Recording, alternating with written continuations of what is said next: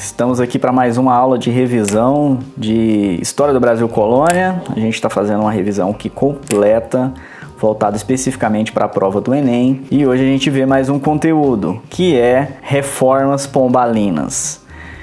Para a gente entender as reformas pombalinas, é necessário também saber do contexto histórico de Portugal, do Império Português, no momento em que o Marquês de Pombal vai assumir o cargo de primeiro-ministro ou ministro da guerra. Bora para nossa aula!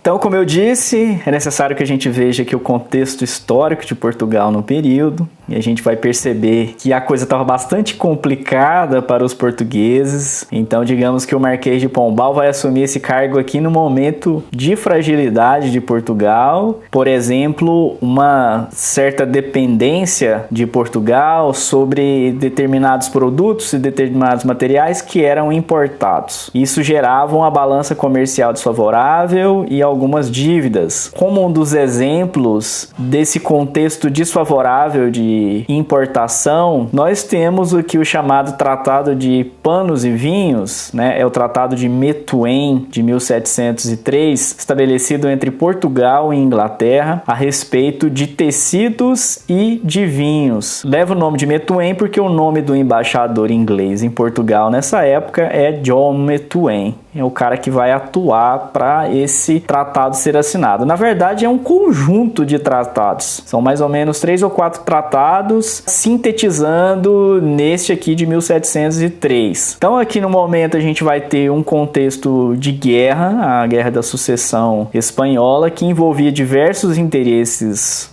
das nações europeias. E Portugal, querendo ou não, vai acabar sendo arrastado para essa guerra. A guerra começa em 1701 a 1702, Portugal mantém uma neutralidade no primeiro momento e depois a Inglaterra vai forçar a amizade para Portugal entrar nessa guerra e não vai ter jeito.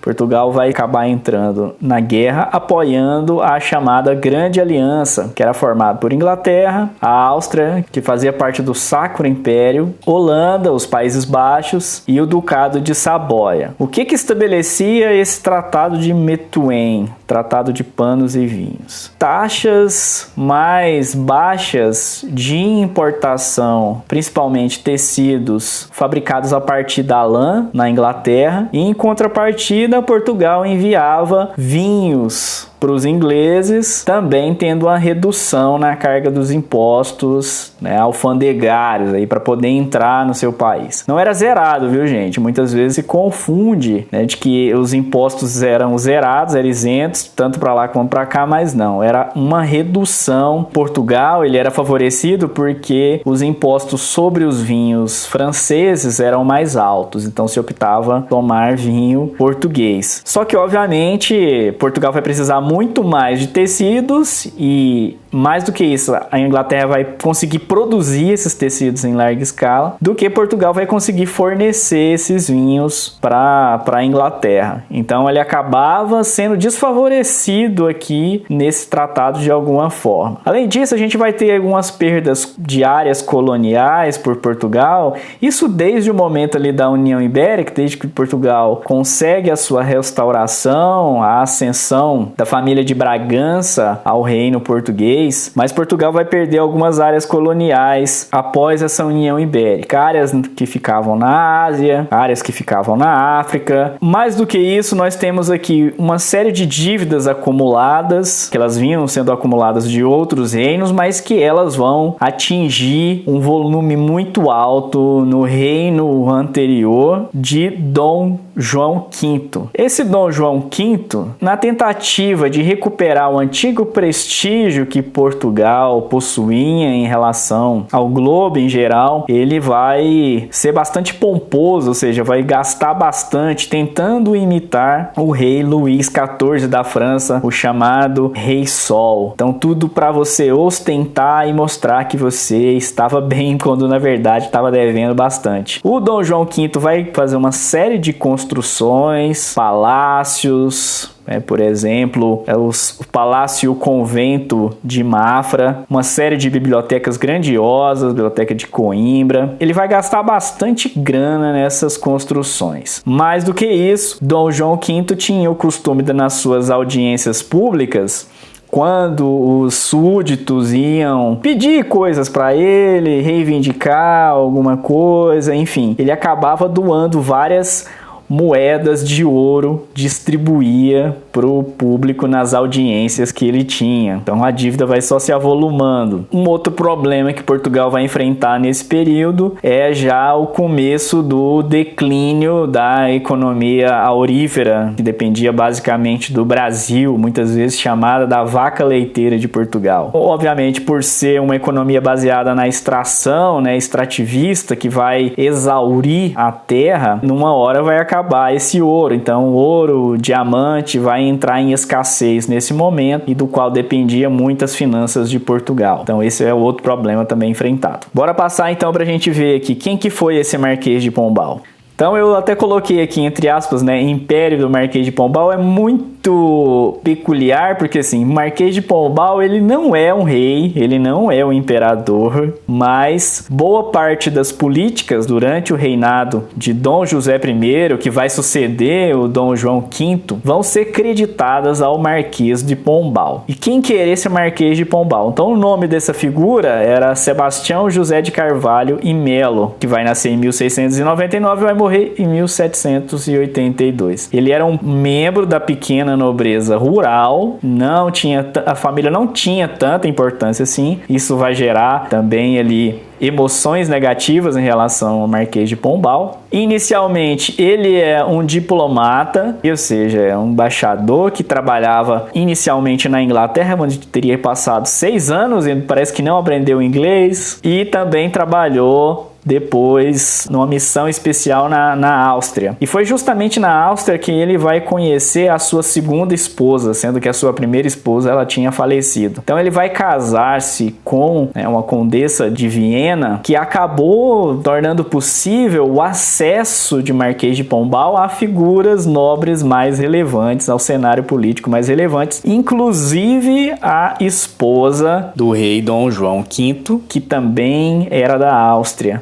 E ele vai poder ter acesso ao rei Dom José I e vai ser escolhido para ser um ministro da guerra assim que Dom José assume o poder. Enfim, o Marquês de Pombal ele vai participar então do governo do imperador Dom José, vai ganhar cada vez mais prestígio e poder depois de um terremoto que vai acontecer em Lisboa, um terremoto bastante trágico, vai morrer mais de 10 mil pessoas, vai destruir entre 1 e 2 terços da cidade. E o Marquês de Pombal vai ter uma atuação preponderante aí para convencer o rei Dom José a não transferir a capital do Império Português para outra cidade, Coimbra, outra, enfim, mas que se reconstruísse Lisboa. Então ele vai ganhar cada vez mais prestígio por conta dessa atuação nesse momento aqui após o terremoto. E o Marquês de Pombal ele vai ser considerado um déspota esclarecido. O que é um déspota esclarecido? Significa que ele é um governante autoritário, né, de despotismo tem a ver com autoritarismo, mas vai ter um componente aí de esclarecimento, ou seja, de iluminismo, né, de ilustração, ou seja, era alguém que se preocupava com as ciências, com a educação, que tentava combater uma fé cega, só que agia de maneira extremamente autoritária. Então, por isso, as políticas do Marquês de Pombal elas vão ser bastante ambíguas, ao ponto de um grande historiador britânico que pesquisava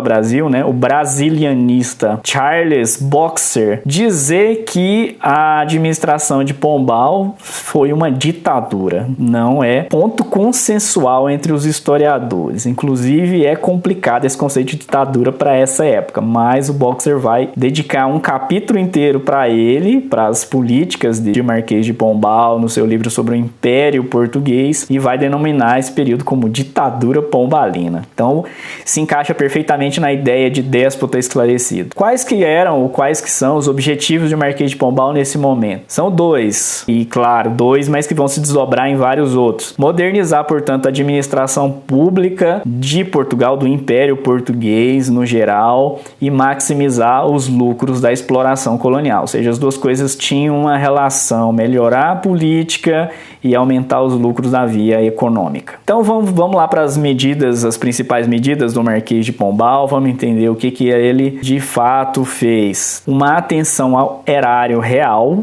ou seja, o dinheiro da coroa, no sentido de tentar diminuir gastos dos funcionários e gastos em geral e não ficar ostentando, como era uma moda da nobreza. Então, tentar controlar e reduzir esses gastos dispendiosos. Ele vai incentivar a industrialização portuguesa, reduzindo, por exemplo, impostos ou até mesmo isentando de impostos o setor manufatureiro, que era ligado tanto ao ramo têxtil, produção de vidro, de louças, enfim. Vai descontentar, por outro lado, os comerciantes que viviam da importação nesse sentido. Marquês de Pombal também vai criar diversas instituições que são escolas de comércio para desenvolver o comércio em Portugal. Vai abolir a divisão formal, jurídica que existia entre cristãos novos e cristãos velhos, assim reduzindo uma carga, uma pressão sobre comerciantes judeus que tinham sido obrigados a se converter ao cristianismo e por isso eram chamados de cristãos novos, mas continuavam sofrendo discriminações, enfim. E ele vai também restringir a escravidão na metrópole, mas não é porque ele era bonzinho e queria acabar com a escravidão, não. É que ele queria incentivar que os escravos viessem para a colônia portuguesa na América, o Brasil, por exemplo, para trabalhar nas lavouras, para trabalhar com a mineração, com algo que rendesse muitos lucros. Então, portanto, ele vai restringir essa escravidão dos escravos domésticos, ou seja, diminuindo os escravos domésticos em Portugal para poder incentivar que esses escravos fossem para a colônia. Ele também, aqui, essa talvez seja a medida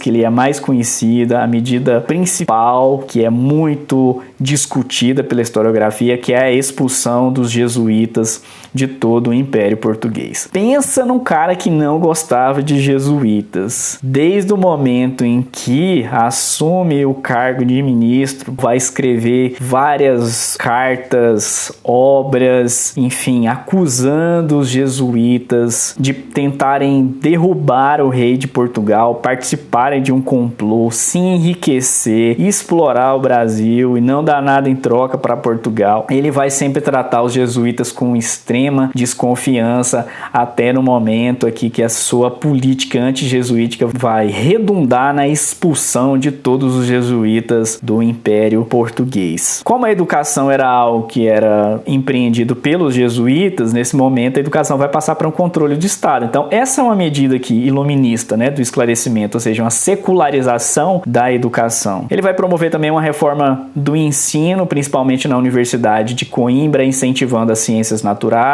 e a administração pombalina na América Portuguesa em específico, ou seja, no Brasil. O que esse cara vai fazer aqui? Então ele vai instituir, por exemplo, um imposto para tentar fechar o cerco do contrabando, que é a chamada derrama, ou seja, uma cobrança anual. Então era estabelecido aqui 1,5 tonelada de ouro em determinado momento, só que essa derrama, ela acabava não sendo executada, ficava mais na ameaça mesmo, e depois isso vai gerar também um problema lá na Inconfidência Mineira, né, que tem a ver também com esse cerco aqui, essa rigidez, a fiscalização portuguesa na tentativa de arrecadar cada vez mais dinheiro, mais ouro. As capitanias hereditárias que tinham restado ainda, que estavam nas mãos de particulares, ele vai acabar com essas capitanias, vai transformá-las agora em capitanias reais. Além de colocar fim nas capitanias hereditárias de particulares, Marquês de Pombal também vai dividir a América Portuguesa em 2 estados para melhorar a administração. E, inclusive, um dos estados, o estado do Grão-Pará e Maranhão, vai ser administrado vice-rei. O Brasil vai subir a categoria de vice-reino também com o Marquês de Pombal. O vice-rei vai ser o seu irmão, vai responder diretamente ao rei rei de Portugal. E o mesmo caso para o vice-rei que estava no estado do Brasil, cuja capital vai passar a ser o Rio de Janeiro, vai responder diretamente ao rei de Portugal. Então a colônia portuguesa na América será dividida em 2 estados: estado do Grão-Pará e estado do Brasil. Marquês de Pombal também vai criar as chamadas companhias de comércio. O que são essas companhias de comércio? Eram empresas para as quais eram cedidas o monopólio da exploração de um determinado produto ou de uma determinada região a essa empresa. Ou seja, os pequenos comerciantes, eles tinham que entrar nessas companhias, senão eles não tinham chance de fazer comércio legalizado. Então, 2 das companhias de comércio criadas aqui na América Portuguesa, ou seja, aqui no Brasil, é a Companhia do Grão-Pará e do Maranhão, em 1755, justamente na exploração principalmente das chamadas drogas do sertão, ali que saíam pelo rio Amazonas, e também a Companhia de Pernambuco e de Paraíba para incentivar o comércio, a exploração nessa região do Nordeste brasileiro. Como eu disse, o Marquês de Pombal vai transferir a sede, a capital da colônia portuguesa na América, de Salvador para o Rio de Janeiro. Isso tinha uma dupla função. Ao mesmo tempo que favorecia a questão do escoamento do ouro, né? O ouro poderia sair da região das Minas Gerais ali pela Estrada Real e desembocar no Rio de Janeiro. Também era uma medida contra os rivais espanhóis na região ali do Nordeste, tentando garantir também a segurança. Ele vai criar o chamado Diretório dos Índios, que vai ser um organismo que vai agora administrar os aldeamentos que antes estavam nas mãos dos jesuítas. Já que os jesuítas seriam expulsos, então esse Diretório dos Índios vai passar a funcionar. Os índios serão declarados súditos do rei. Ele vai proibir o ensino da língua geral, que era uma mistura do português com o tupi-guarani, né, que muitas vezes os jesuítas ensinavam essa língua para sua melhor comunicação aqui na colônia, principalmente com os indígenas, facilitar suas práticas de doutrinação em geral, e ele vai tornar, portanto, o português a língua oficial obrigatória da colônia nesse momento. Como que acaba a Era Pombalina? Ou seja, como que a gente chega ao fim da Era de Marquês de Pombal? O fim vai chegar com o fim do reinado de Dom José I. Dom José I vai morrer, vai falecer, e pouquíssimo tempo depois, quando a sua filha Dona Maria assume o poder, o Marquês de Pombal será demitido. Dona Maria, ela vai ser conhecida como viradeira, porque havia-se uma expectativa de que ela modificasse as políticas empreendidas por Pombal, principalmente em relação à perseguição política que ele fazia em relação a várias pessoas. Então, a gente não pode esquecer de mencionar que ele era um déspota. Ele não aceitava crítica e acabava prendendo muitas pessoas quem se colocasse para criticar o seu governo, a sua administração. O próprio rei Dom José, antes de morrer, pouco antes de morrer, ele vai pedir à sua filha Dona Maria, né, que pague, salde as dívidas que tinham sido feitas por Portugal e também que libertasse os presos políticos. Em parte, ela vai atender às reivindicações do pai, ela vai libertar inúmeros presos políticos, mas alguns acabam que não vão ser libertados. Isso vai gerar, inclusive, dizem alguns historiadores, um problema mental, uma espécie de surto melancólico na Dona Maria I, que depois vai desembocar lá na frente com a morte do seu filho e também do seu marido numa doença incurável, numa doença mental, e ela vai ser declarada louca.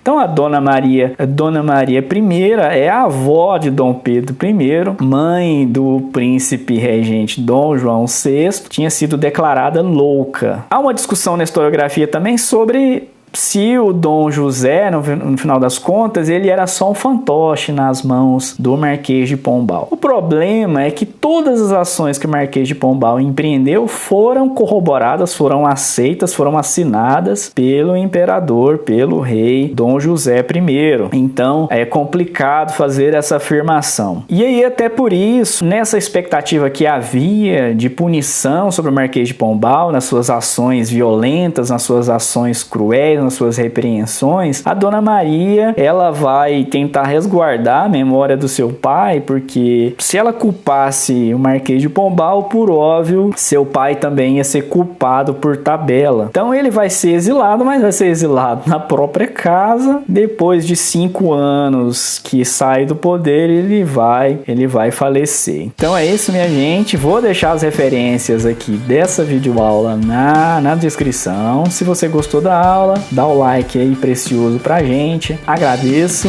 E se você não for inscrito no canal, por favor, se inscreva e até a próxima. Falou!